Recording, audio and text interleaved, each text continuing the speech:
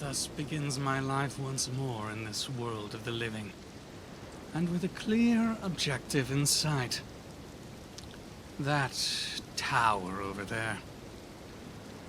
It would seem we ought to be making our way down there, seeing what secrets are held within.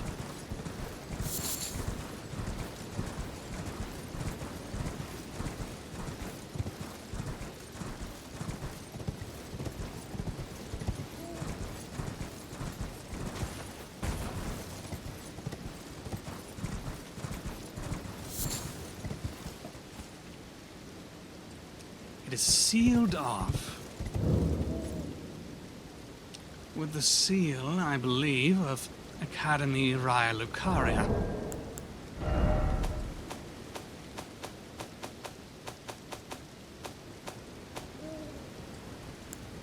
Yes, we can see that on glintstone stars and pebble. So clearly this is a place that belongs to the Academy. When we go down here, we note there are imps, but not just any imps. See, these ones, rather than having a place for us to stick the stone sword into, have a candle at the top and a book, suggesting that we ought to see what sort of mischief this is up to. Oh yes, and there's also a second candle at the bottom. Seek 3 wise beasts. It would seem we are on the hunt for turtles. And that manifested, causing this spirit turtle to appear. I have found it. But how exactly am I supposed to? It does not seem to actually want me to do anything to target it or toggle it or... Unfortunately, this evil place seems to want me to acknowledge the wisdom of turtles, yet strike them down at the same time. It is lucky that this is a spirit rather than actually a physical, living individual. So, we now see these wolves are defenders of the wise beasts.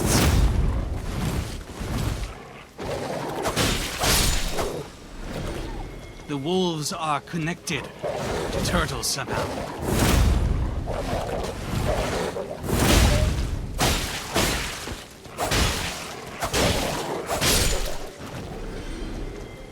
The tactics of the wolf pack are not, unfortunately, coordinated enough where it would prove truly a sublimely challenging test. But at the very least, this gives us information.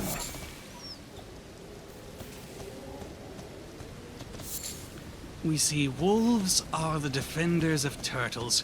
They are vitally connected.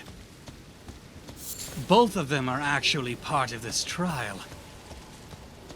We must keep this in mind to later interpret the relationships, as I am sure the fact that we have wolves at...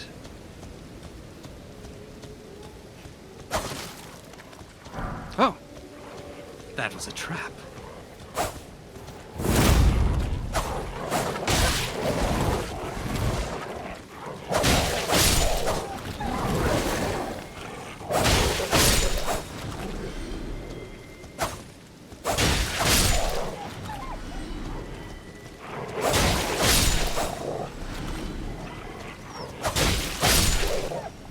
That's 9 wolves.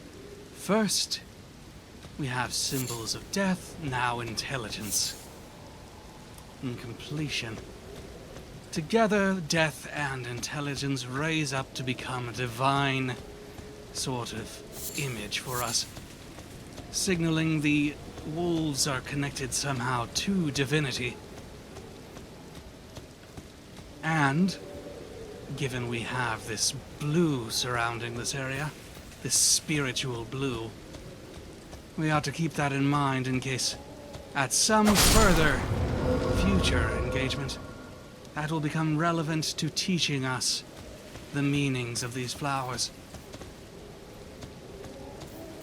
And through it, a connection to the wise beasts and the turtles. I don't think it's any sort of coincidence.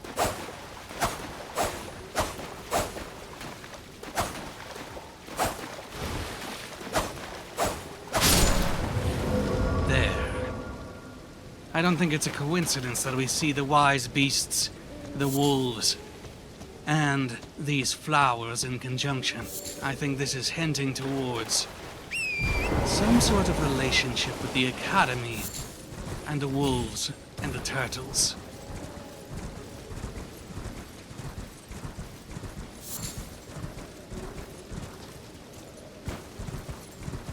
Perhaps this is some sort of... Yes, I remember. Just a few deaths ago, this land, I realized, was a smaller version of the lands between, on the whole, or at the very least set up to teach us lessons that apply to it. So, with that in mind,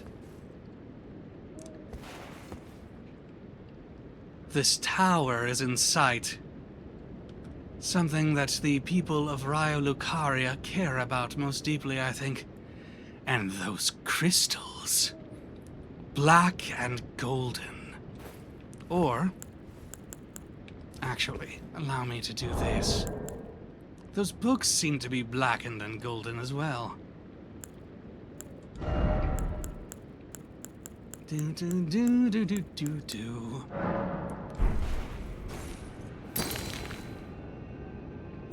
The colors, however, are revealed in the light. These are not just black, but have an underlying shade of blue as well as red. You might therefore call them a sort of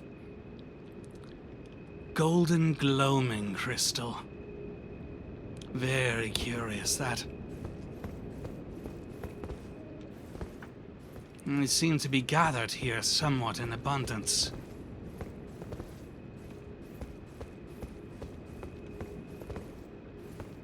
Amongst astrological tools as well. And a statue of a maiden holding a book. Learning, and therefore the Academy of Lucaria, seems to be very important to this place. Now, since this is devoted to Lucaria, however, and they have a statue of this woman with a book here, it makes me think...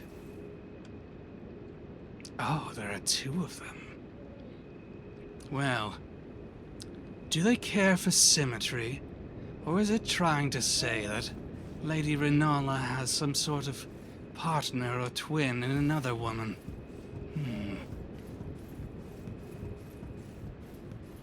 Very curious. Okay. 1, 2, 3, 4, 5, 6, 7, 8. We have 8 little platforms as we go up this. And we have a sort of octagon down there as well. The crucible and sulfur are being invoked. The fallen sun, as well as the struggle of the individual to gain power and meaning in this world. The Academy must be concerned quite a lot with these things.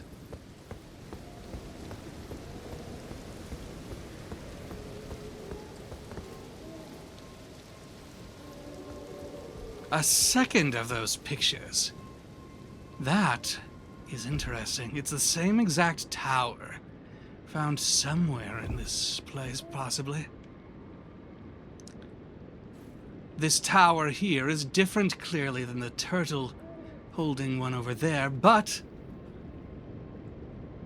this rise This place, which is Oridys' rise. Oh, the wrong-headed rise. Very curious. So there's some sort of criticism that is going on here. Some sort of complaint about people at the Academy undervaluing turtles, perhaps.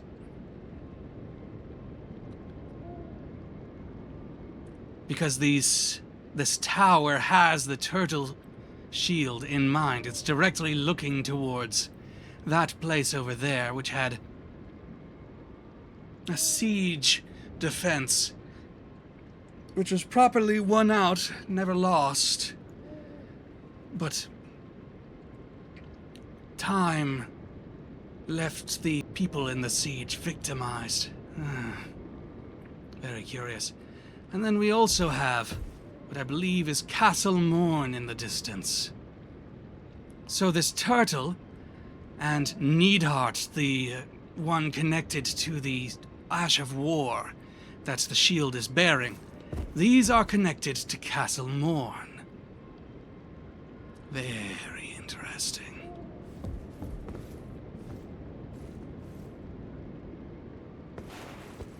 What does this window have in mind? We see hawks, I think. Is that it? 2 hawks, both beyond the golden trees, at the edge of the waters, staring out into the distance. Morning, perhaps. Let's see, actually. This points down towards this swampy area.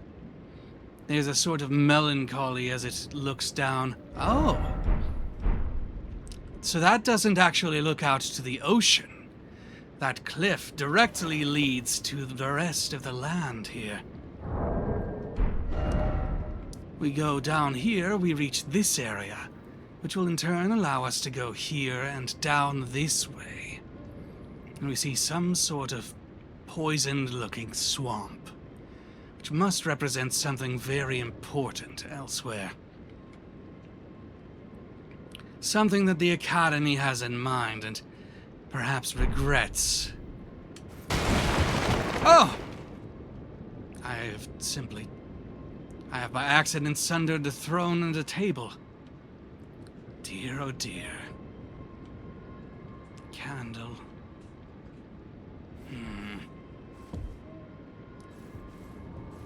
I do wish I could properly analyze that. This place has a lot of colorful gems in mind. It reminds me of the rainbow stones. And beyond this outlook, a minor erd tree.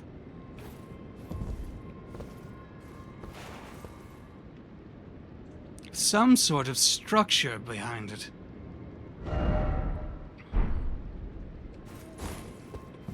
To the north and to the east.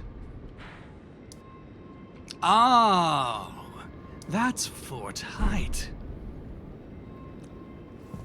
So, Oridys' rise signals that the events at Fort Height, or the personages at Fort Height, perhaps the Lord of Blood and his vassal, as well as this divine tower and this minor erd tree are of great interest to the people at Raya Lucaria. That's interesting. Let's see. That divine tower is the one that connects to Castle Stormvale. But this one over here, this one in the distance, you might say. This divine tower is not the one connected. Wait, is that... There are 2 of them. There's some sort of... Oh. The flame. I see. So there's some giant torch over there. Some sort of beacon that might be lit. And 2 divine towers. One of them must be linked with Caelid, and the other must be linked with some distant mountaintops to the east of the Erd Tree. Interesting.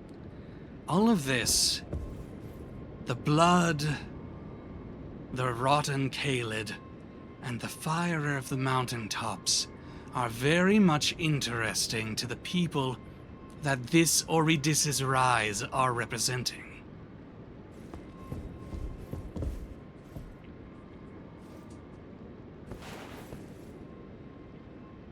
And that, I believe, is Stormvale.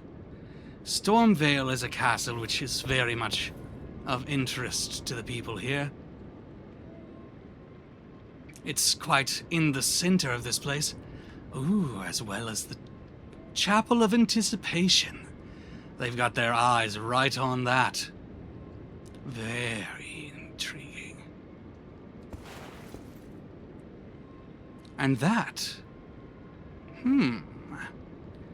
that might just be the tower that is in the painting here. Yes, the top of that tower is cleaved off in a very similar way. So I think they might be interested in that tower, whatever it is, Stormvale, the Chapel of Anticipation, and what is that? Ah, the stranded graveyard, the Cave of Knowledge, and the first step. In other words, the hero's grave here. So the people that this rise represent, who seem to be continuing to be very interested in 6 and... Wait, is that a second 6 or is that an 8?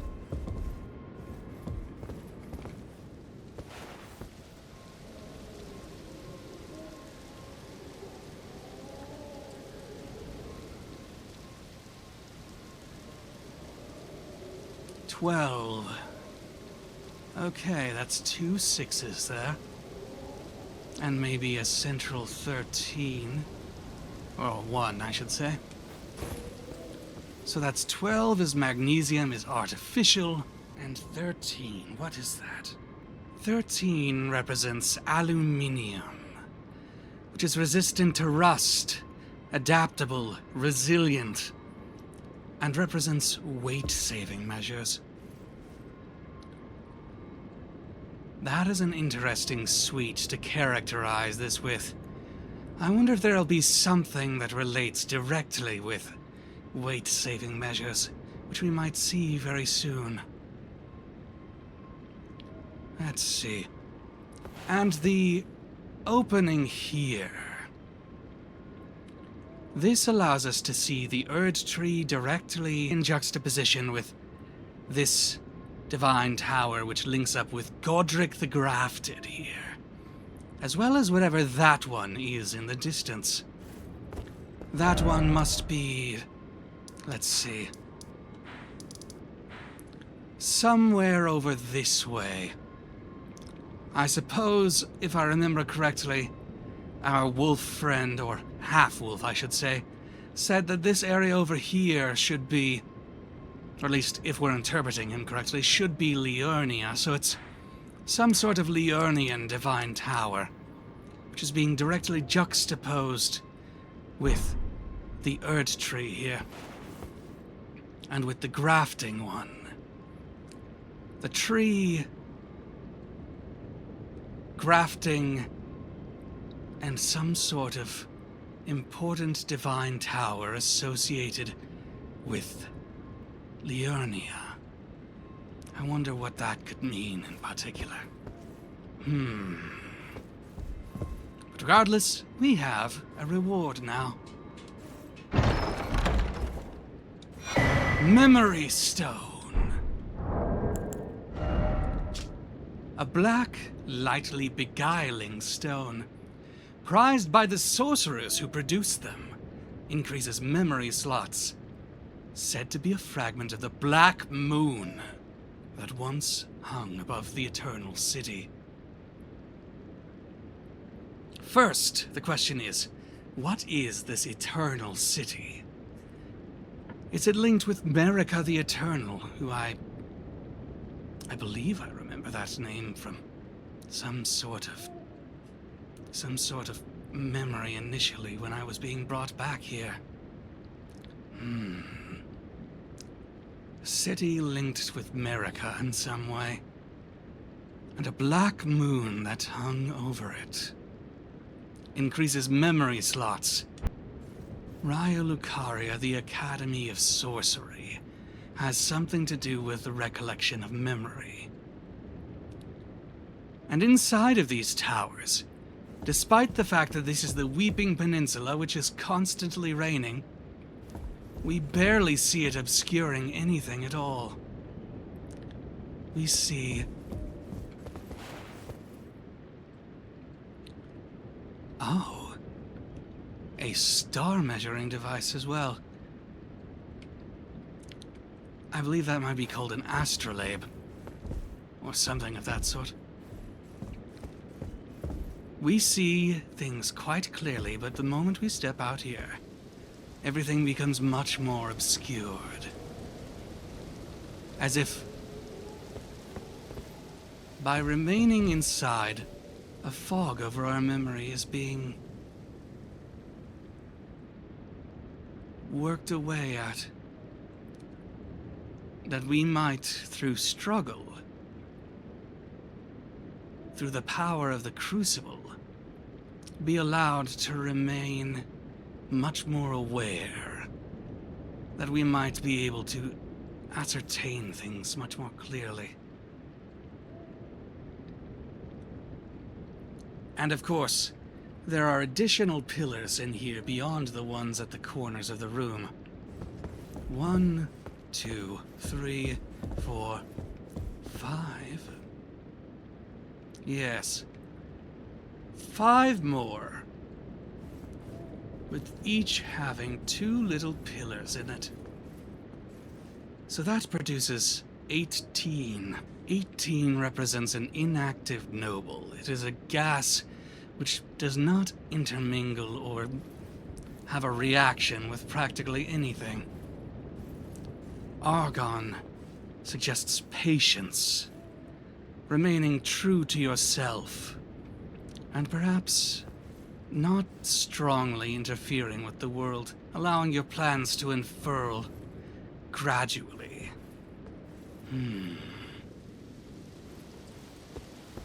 Most intriguing.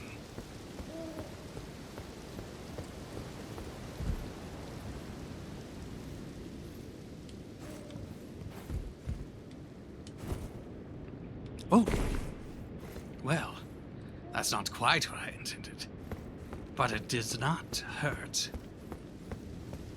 And now we are back in the world.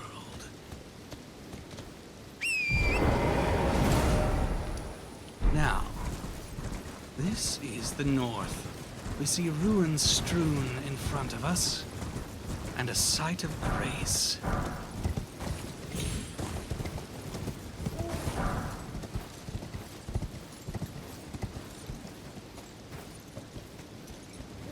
An owl watches the events from above. Oh.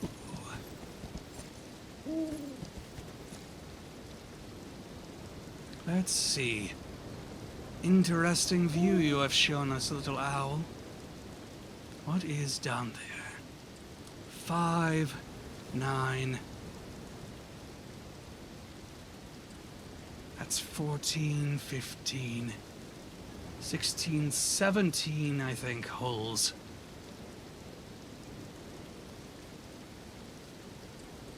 As well as, it looks like, 7 enemies. That's 24.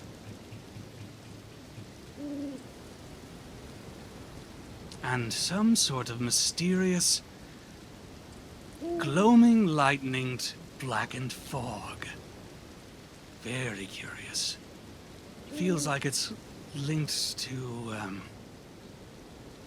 the special effects that appeared with a certain Ash of War that I remember. One which I got from a very interesting foe. Gravitas, skill originating from the Alabaster Lords who had skin of stone. Thrust the armament into the ground to create a gravity well. In addition to dealing damage, this attack pulls enemies in. Creates a magic affinity for the weapon.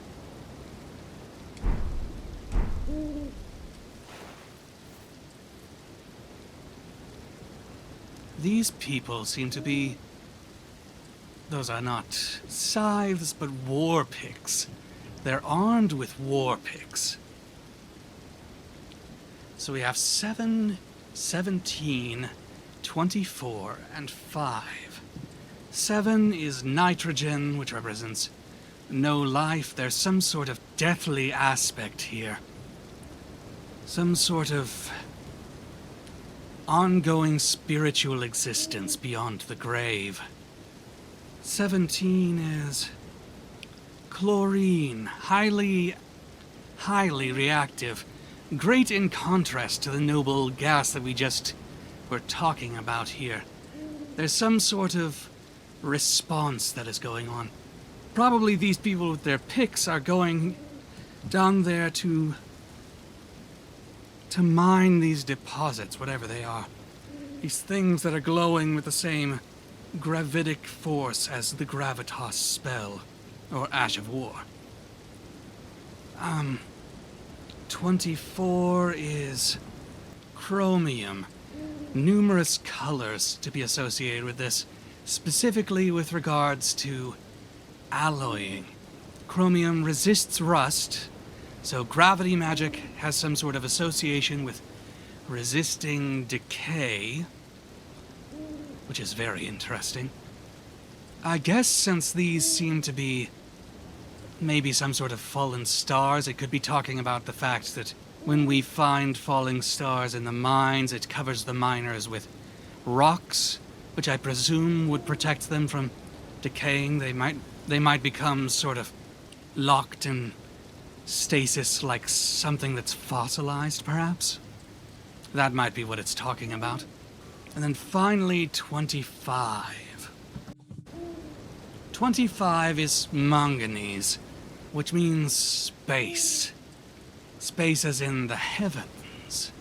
So yes, this confirms quite seriously the fact that these are raining down from above. These people must be interested in star showers. Very interesting.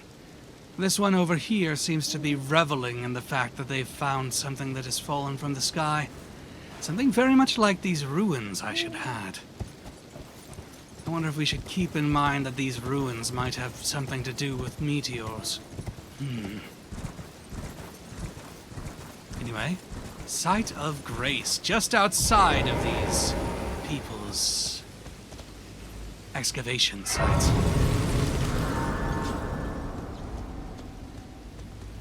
So let's carefully sneak in and see what we can find about them.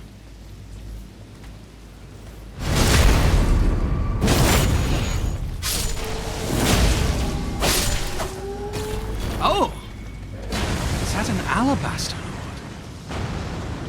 Very curious. Oh! And this one is using gravity to link its weapon to rocks and then throwing them at us, like little meteors.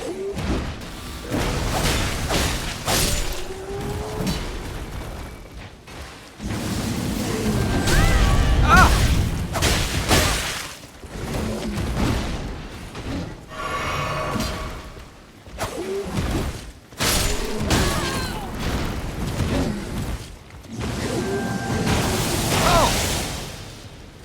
Throws a sort of gravitational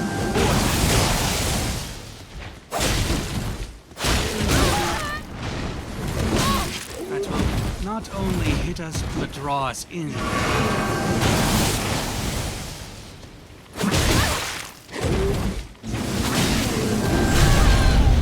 There was gravitas.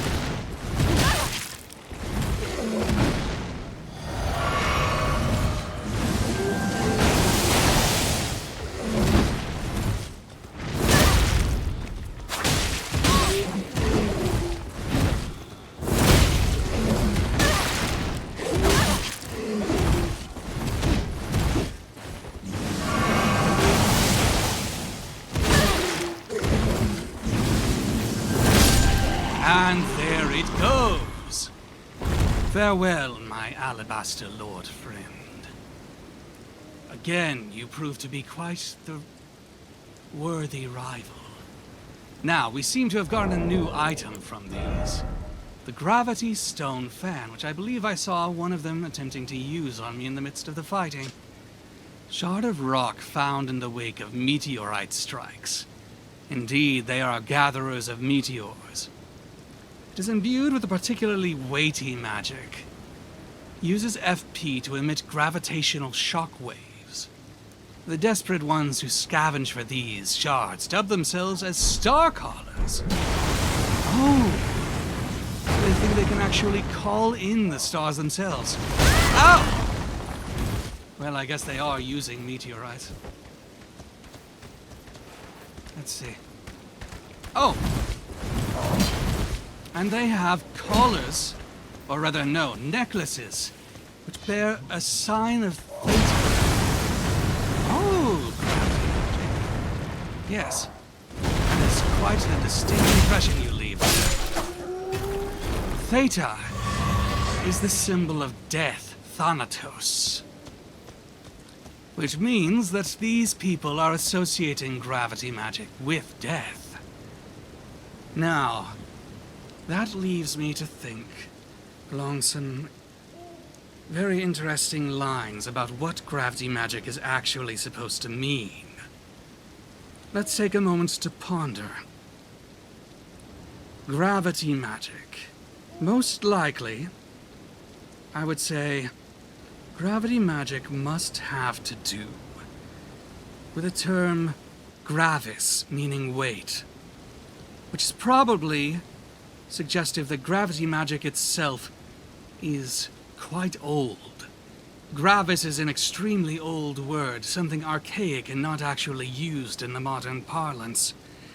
Gravity magic therefore derives in terminology from this word itself, and as we saw, the item itself, the gravity stone fan, uses weighty in its description, so yes, gravis or weight must be the root of this magical force. But words that we use that derive from it, sometimes they actually have significantly different meaning. The two main derivatives which we ought to consider are gravid, meaning pregnant, and grave, meaning a headstone or plot upon which one is placed. Gravity magic seems to be connected to both of these things. After all, meteors which fall to the world's surface seem to gain new life in the form of trees, and possibly these alabaster lords which we have been seeing. A seed plunging into the earth is akin to impregnation. A tree is born both from the soil and the donation of the tree itself, pulling in nutrients to form and shape itself into a proper organism as the world becomes its mother. The meteors seem to be seeds of Erd trees. I was not wrong in that regard, despite the lack of tree above the Limgrave mine that ends in a meteor. Perhaps simply the conditions weren't right for it to sprout there, just as each case of intercourse does not result in a child's gestation. The question then is, if alabaster lords are born of meteoric impacts in the same way, what might cause them to emerge in preference to trees sometimes? Or are they a result of something else? Are they some sort of alternative phenomena?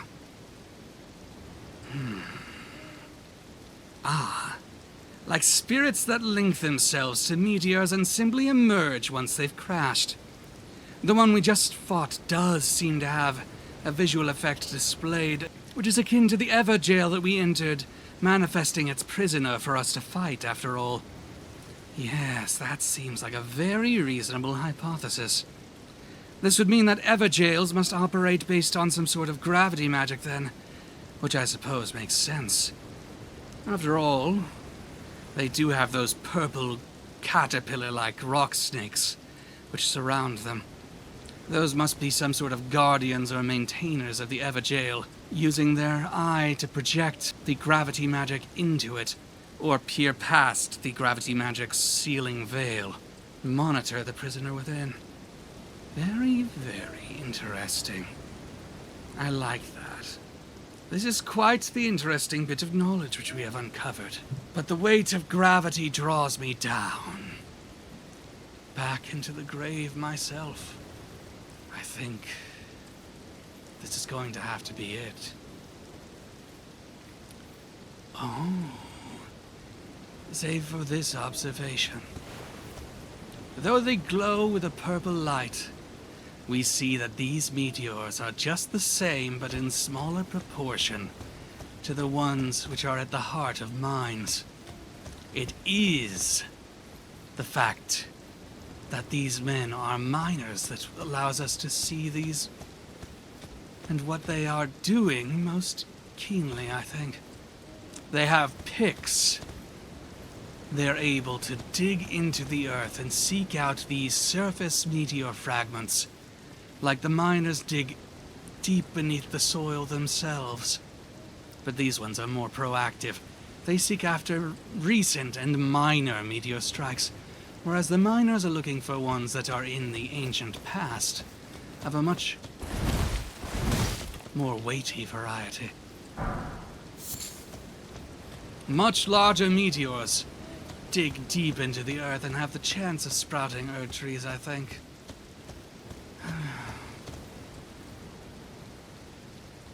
What a beautiful series of events that has allowed us to learn all of these things.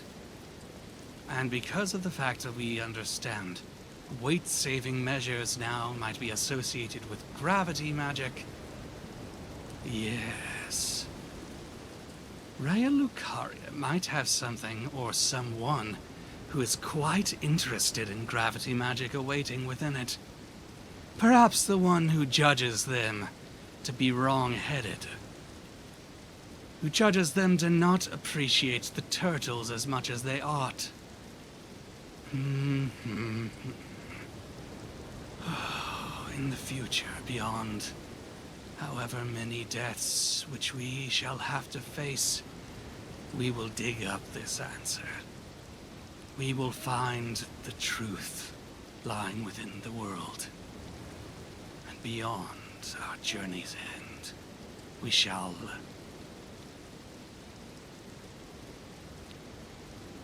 make use of it to great effect, such that we might not be wrong-headed.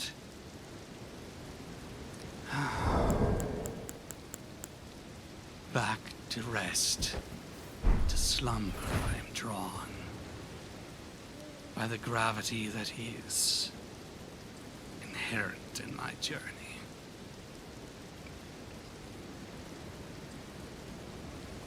Farewell, till next I rise again.